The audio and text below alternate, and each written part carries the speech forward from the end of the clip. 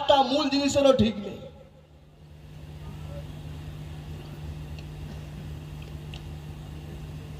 দেশটাকে খান খান করতে চাইছে, দেশটাকে টুকরো টুকরো করতে চাইছে, বাংলাকে অগ্নিগর্ভ করতে চাইছে। বাংলার হিন্দু মুসলমান, এখানকার সম্প্রীতির হিন্দু মুসলমানকে, ভালোবাসার হিন্দু মুসলমানকে দুশ্মন এবং শত্রুতে পরিণত করতে চাইছে। পায়ে পা তুলে ঝগড়া করতে চাইছে। প্রতিদিন প্রতিনিয়ত উস্কানিমূলক নতুন নতুন বক্তব্য নিয়ে আসছে। আগে শুধু এমনি উগ্র ভাষায় কথা বলতো, এখন বলছে গুলি মেরে দাও, হত্যা করে দাও, এই রকম পর্যন্ত কথা বলছে।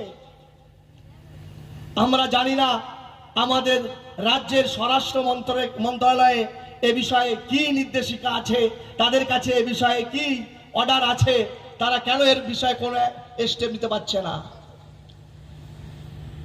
হাইকোর্ট কোথায় কোন মজবুরিতে আছে, হাইকোর্টে কি বাধ্যকতা আছে, তা হাইকোর্টও তার বিষয়ে কোনো কিছু এখনো পর্যন্ত অর্ডার জারি করতে পারছে না। অথচ প্রতিদিন প্রতিনিয়ত সাম্প্রদায়িক উস্কানিমূলক শুধু বক্তব্য নয়, শুধু খালি নিজের হাত দিয়ে গুলি মারতে, ছোড়া ভোজালি চালাতে শুভেন্দু বাকি রেখেছে, কিন্তু তাকে পরিপূর্ণ ছাড় দিয়ে রাখা হয়েছে। না রাজ্য সরকার কোনো স্টেপ নিচ্ছে, না আপনার হাইকোর্ট কোনো স্টেপ নিচ্ছে। কি কারণে দেশের জনগণ জানতে চাইছে, আপনারা উত্তর দেন। বাংলার জনগণ জানতে চাইছে, আপনারা উত্তর দেন। আপনারা কেন একজন এরকম অভদ্র সাম্প্রদায়িক উগ্র ব্যক্তির বিষয়ে কোনো আপনারা ডিসিশন নিতে পারছেন না? কোন জায়গায় আপনাদের দুর্বলতা আছে?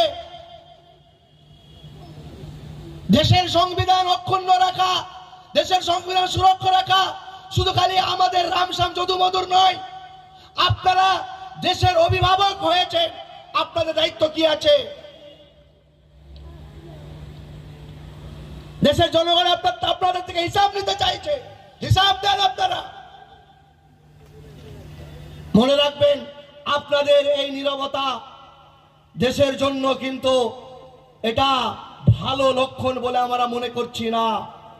এটা দেশের জন্য বড় ভয়ঙ্কর একটা কালো বজ্র মেঘ নিয়ে আসছে।